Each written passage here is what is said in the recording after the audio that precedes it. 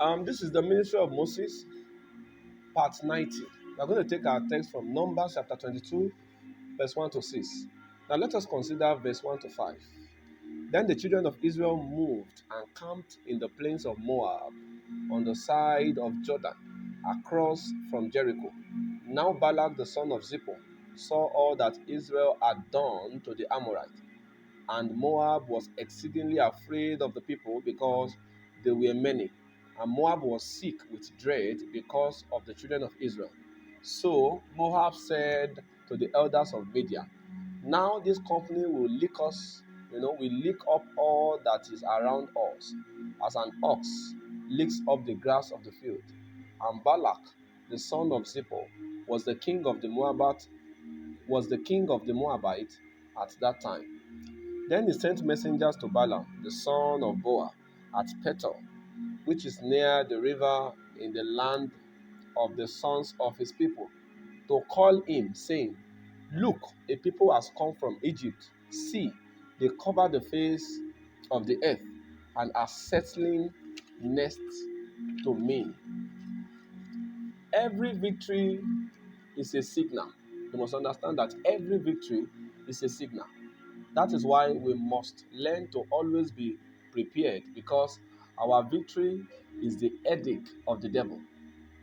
After the victory of the Israelites, the fear of the Israelites fell on the neighboring lands where they settled. Balak was the king of Moab, and Moab was very close to the land of the Amorites where they settled.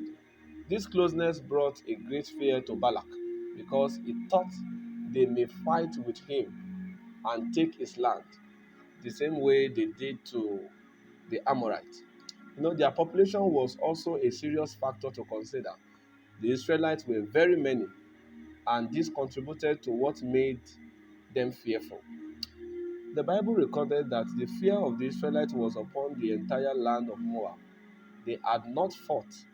Even the Israelites was not thinking of fighting with them, but they were almost freezing out of fear. Your record of victory is enough to bring fear upon your enemies. When God begins to bring your enemies, when God begins to bring your fear upon the heart of your enemies, they will start dying gradually, as the fear will make them take many steps that are not necessary. At first, it was the king of Moab that was scared of the Israelites. Later, the Bible says that Moab was afraid of the Israelites. This happened because of the king's fear for the Israelites. Every leader is a representative. If you lead with fear in your heart, you may end up raising fearful followers, because you will transfer fear into them. When you see some followers displaying boldness, then you can tell uh, something about their leader. A brave leader will raise a bold follower, while a weak leader will raise feeble followers. If you are a leader, then you must work on yourself. Build yourself, because the greatest gift you can give to your followers as a leader is to work on yourself. It is a dangerous thing to follow a man who have not done anything. You know, it's a dangerous thing to follow a man who have not done any thorough work on himself. Some of the terrorists we see today are product of bad leadership and mentorship. No, your victory can talk. Your victory has a voice, because it can talk. Your victory can talk because it has a voice. The Israelites' victory over the Amorites sent a strong message to the Moabites. I think from that victory they could hear the Israelites saying, we are coming for you.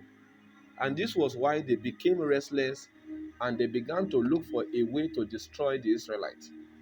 The Israelites have not spoken a word to the Moabites.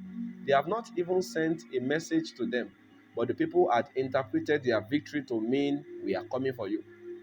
Your victory is a language that only your enemies can interpret.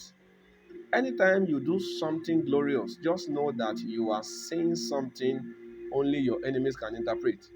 This is why the Bible encourages us to stay on our watch.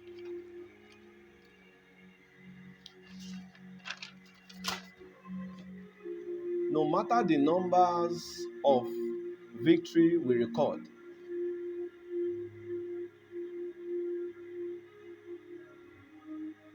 we are expected to be on guard because our enemies will not want to settle for defeat.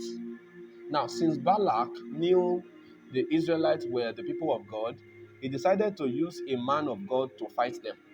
Since they were spiritual people, he decided to fight them spiritually.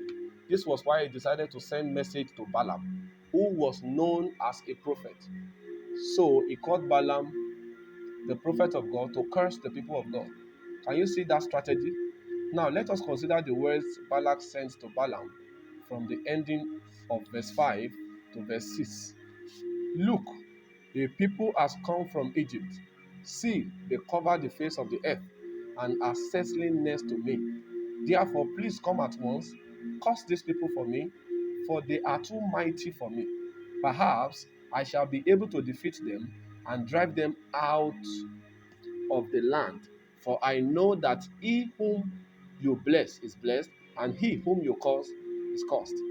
Now, this king had made a lot of research about the Israelites, and from his research, he knew that they were coming from Egypt. He also got to know that they covered the face of the earth.